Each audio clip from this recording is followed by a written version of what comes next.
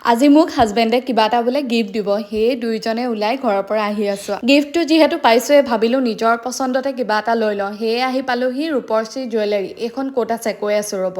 এইখন আছে শিৱসাগৰ বাবুপতিৰ ৰংঘৰ হোটেলৰ একদমেই কাষতে।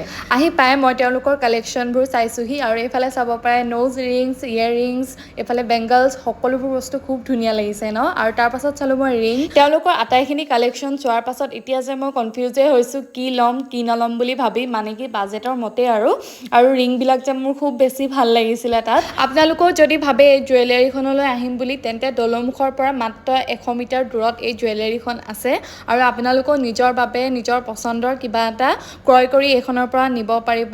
তাৰ পাছত মই নিজৰ ভাল লগা বস্তু এটা তেওঁক জুখিবলৈ বুলি দিলোঁ আৰু এয়া জোখ মাখৰ পাছত এতিয়া আমাৰ বিলখন যিহেতু বনি আছে আৰু মই নিজৰ ভাল লগা কিবা এটা ল'লোঁ দেই গাইজ। ল'বলৈ বুলি আহিছিলোঁ কিবা এটা, কিন্তু পাই গ'লোঁ দুটা। আৰু গিফ্ট পালেনো কোনে বেয়া পায় নহয় জানো। খুব ভাল পাইছোঁ। আৰু মোক আজি কিহৰ গিফ্ট দিছে মই আপোনালোকক কোৱাই নাই, যিহেতু আমাৰ এনিভাৰ্চেৰী পাৰ হৈ গ'ল, 2 years এনিভাৰ্চেৰী। এইটো মই গিফ্ট পাইছোঁ হাজবেণ্ডৰ পৰা। আৰু এতিয়া মোৰ নিজৰ কাম যিহেতু হৈ গ'ল, এতিয়া ঘৰলৈ বুলি উভতিব লৈছোঁ। তাৰপাছত জুৱেলাৰী দোকানখনৰ পৰা ডাইৰেক্ট আহি ঘৰ পাই গ'লোহি আৰু ঘৰ আহি পাওঁতে আন্ধাৰেই হ'ল।